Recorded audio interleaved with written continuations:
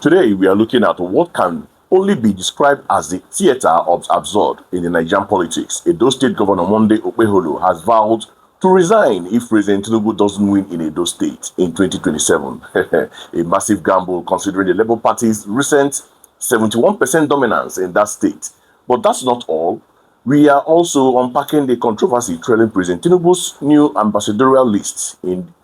Is this foreign policy or just political compensation? Let us watch Arise News Director of News, Sumner Sambo, breaks down the numbers and the drama. Sit back and take a watch. Now to other news. Edo State Governor Monday Okpebholo says he is willing to resign from office if President Bola Tinubu fails to secure victory in the state during the 2027 presidential election. The governor declared that the All Progressives Congress APC now dominates Edo's political landscape and faces no real opposition ahead of the next general polls. Well, joining us on the political brief to discuss these stories is Arise Director of News and Politics Editor, Sumner Sambo. Good morning, Sumner. Welcome to the program. Good morning, Vimbai. Good morning, Dr. Abati. Good morning, Ayo. And good morning to our viewers. Sumner Sambo. We've been discussing the ambassadorial list since morning, so we can come to that later. Your assessment of that list, but then start with this Governor Okpebholo, who says if I will resign if Tinubu does not win in 2027. I think before now he said people must wear only the Tinubu signature cap. So how do you describe that in terms of characterization, in terms of attitude, in terms of political culture? And then after that, your assessment of the list. Ambassador Keshi just left now, telling us about the list containing the good, the bad, the ugly. Maybe you will help us identify the good, the bad, the ugly, because he was more concerned about the good. But he said some people are, you know that film we watch when we were young, the good, the bad, and the ugly. All right, thank you, Dr. Abati. And just to say that the Nigerian political scene is a theater of absurdities, and this is one of such absurdities that you hear a sitting governor saying that he would resign if the president doesn't win an election in his state. I mean, Governor Okpebholo should actually spare us a whole lot of that. I would have thought that the governor would be telling most people in Edo State and Nigerians that he will resign if he does not fulfill his electoral promises, rather than saying that Tinubu would win his state and that if that doesn't happen, he will resign. Because let's look at the figures. I mean, in the last three elections, right? In the 2015 elections, what party won the Edo State? I mean, it was PDP that won Edo State with about, I think, 51% of the vote. And then in 2019, what happened? PDP still won that state with like about 48 to 49% of the votes. And then what happened in 2023? About 71% of the votes went to a relatively unknown Labour Party. 71%. So that means people in Edo State rose up and voted for a party that nobody knows for, that is neither a governing nor a major opposition party. And this is the same state where the governor is swearing to high heavens that if he doesn't deliver the governing APC, that he will resign. Well, we've had some of these things, and like I said, the Nigerian political scene is full of absurdities. Don't forget, Chief Olabode George has said that if President Tinubu wins election, that he would actually go on exile. Well, Chief Olabode George is still in Nigeria, and of course, he's still in the PDP at the moment. So, I mean, we get to hear all of these sort of statements, but honestly, governance is very, very too important to be focused on all of these sort of talks here and there. Yes, I mean, it's understand that it's good to actually understand that people need to have political loyalties and then to show favors to those who have, helped them out, like President Tinubu helped, Governor Okpebholo to emerge winner. I mean, this is political benefactor, yes. I mean, nobody will actually take that from him, but please let him have some sense of respect for the Nigerian voter, especially those Edo State voters, because they are very, very brilliant, intelligent, and outstanding voters. If you look at the voting statistics in Nigeria, I think we have have some of the most intelligent voters in Edo State. Okay. And then you talk about the issues of the ambassadorial list. Let me add to that so that you answer everything together. Just to touch on the ADC political party saying that Professor Yakubu should not accept this nomination. Do you think that would be possible? Do you think, have we seen, situations like this whereby a political nominee rejected the appointment, at least under this administration, based on principles or based on public opinion? Has it happened? Will this happen? Will he be setting a record? All right. Within the same APC-led federal government, not this particular one of President Tinubu, but this APC coming to power in 2015, we've seen that happen. Now, sometime around 2016, then former President Muhammadu Buhari had nominated Dr. Pauline Talen and then Dr. Usman Bugaji alongside other lists, about 46 nominees. And these two people rejected their nominations because they were not consulted. I mean, Pauline Talen, she's still within the Nigerian political sphere and still in the APC. You can speak with her. She rejected her nomination, and Dr. Bugaji too also rejected his. And then, of course, we had a courageous Senate then. I remember, I was just looking at my report when I was a senior correspondent reporting the National Assembly then.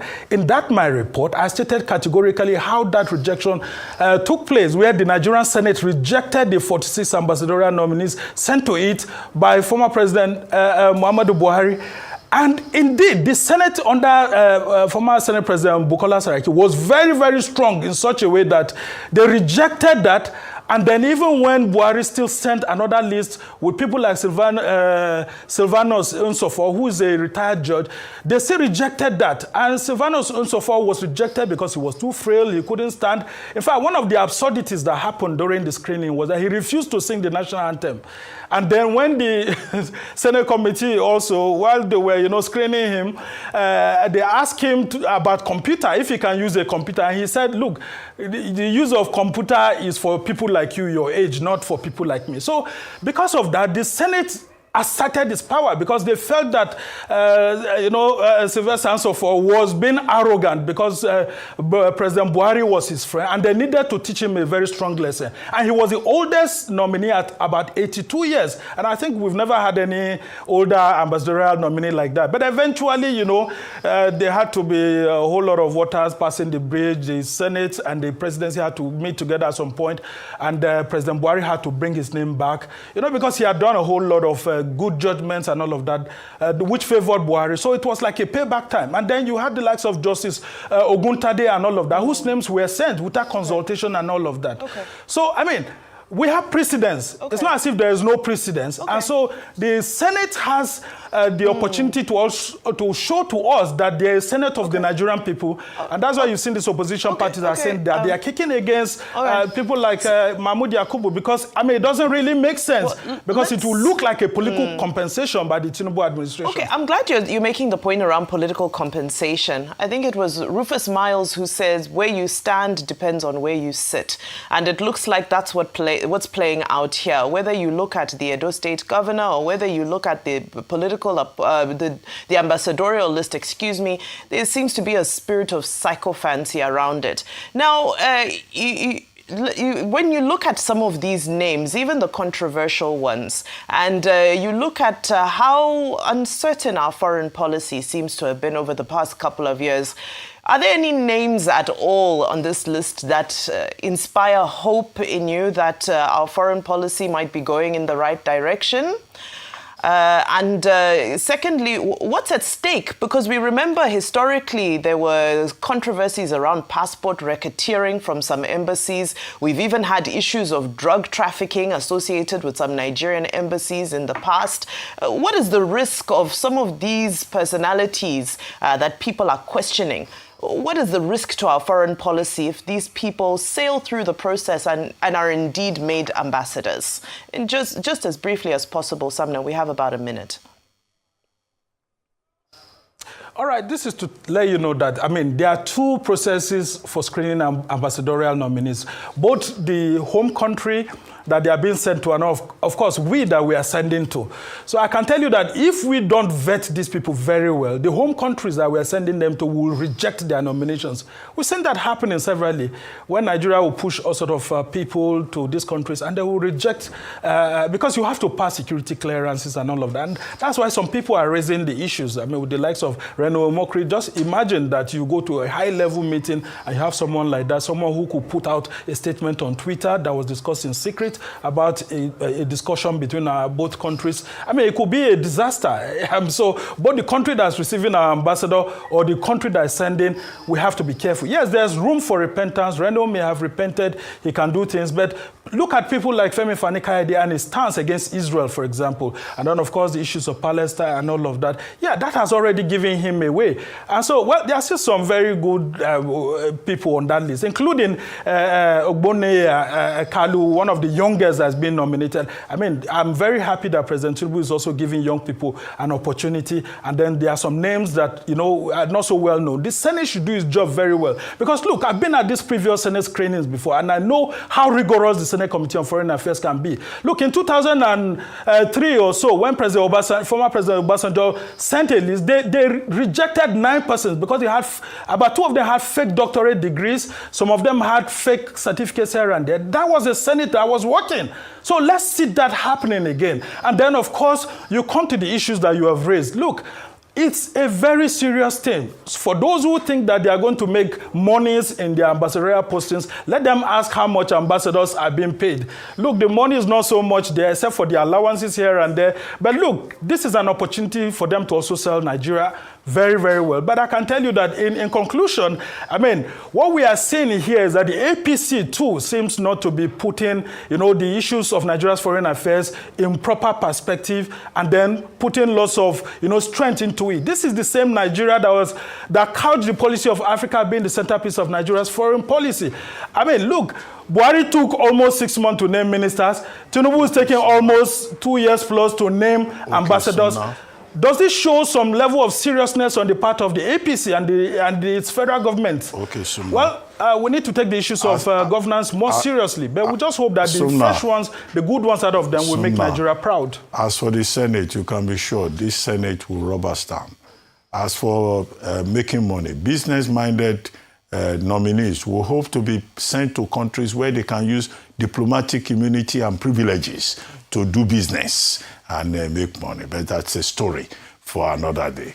Thank you very much indeed. Okay, let us really unpack what we've just watched, because Sumner Sambo dropped some heavy facts there. First, let us look at this Edo State situation. Sambo called it a theater of absurdities, and honestly, can you blame him? Governor Monday Okpebholo is putting his entire career on the line for the 2027 presidential election.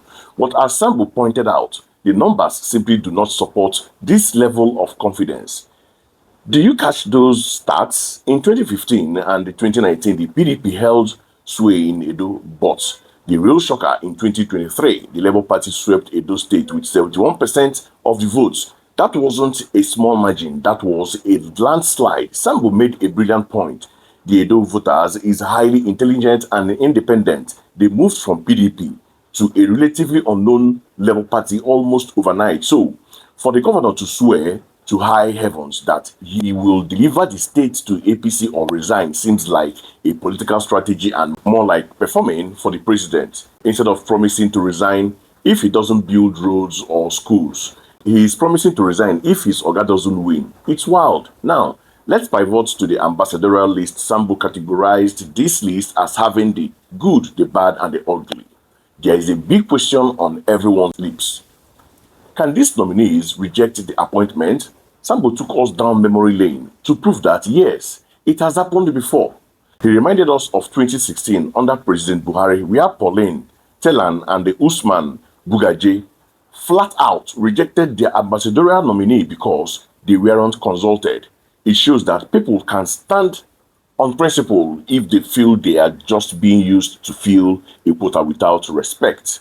He also touched on the role of the Senate. Sambo is hoping this current Senate will borrow a leaf from the 2003 Senate under Obasanjo or the 2016 Senate under Saraki.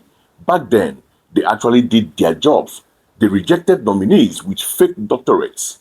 They rejected nominees who were too old or frail to stand. Sambo recalled a nominee who couldn't even use a computer. The fear right now is that we might be sending unqualified people to represent Nigerians' interests abroad just to reward them for party loyalty. If the Senate should act as a rubber stamp, which Sambo hinted, is a highly possibility we risk embarrassing the nation on the global stage. So, we have a governor making high-stakes gambling bets with his mandate and a diplomatic list that looks like a party register. It's a lot to process. Now, here is my take on all of this. And I need you guys to listen closely because this affects how the world sees us. First, on Governor Okpebholo. This statement is a slap in the face of the Edo electorate. When you are elected governor, your social contract is with the people of your state, not with the president in Abuja. To threaten resignation over federal election outcomes suggests that your priority isn't governance, but sycophancy. We are in 2025. Nigerians are hungry. The economy is tight and the infrastructure needs work. We don't need governor acting as campaign managers 2 years before an election. We need them working. If Okpebholo wants to deliver Edo for Tinubu, he shouldn't do it with threats. He should do it by governing so well that the people naturally want to align with his party. Anything else is just noise. Secondly, on the ambassadors, foreign policy is not a joke. It is not a retirement home for failed politicians. Sambo mentioned the risk of political compensation, and this is dangerous. We are living in a volatile world. Wars in Europe, conflicts in the Middle East, trade wars between superpowers. Nigeria needs its best brains in Washington, Beijing, London, and Brussels. If we send people who are there just to enjoy diplomatic immunity and do business, as Sambo jokingly hinted, at the end, we are finished. We have seen the embarrassment of passports racketeering and drug trafficking allegations rocking our embassies in the past. We cannot afford that now. The precedence of rejection. I am really interested to see if anyone on this new list has the integrity to say, no, thank you, I am not fit for this, or no, you didn't consult me. The precedent set by Pauline Talen and Bugaje in 2016 was a moment of dignity. But in today's political climate, where everyone is looking for a slice of the national cake, do you still have men and women of such principles? I doubt it.